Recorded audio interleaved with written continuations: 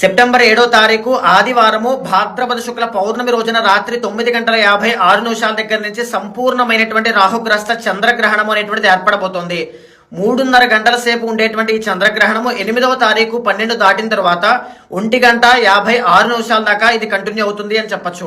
ప్రధానంగా ఈ సంపూర్ణమైనటువంటి చంద్రగ్రహణం వల్ల అన్ని రాశుల మీద విభిన్నమైన ఫలితాలు పడుతున్నాయని చెప్పొచ్చు.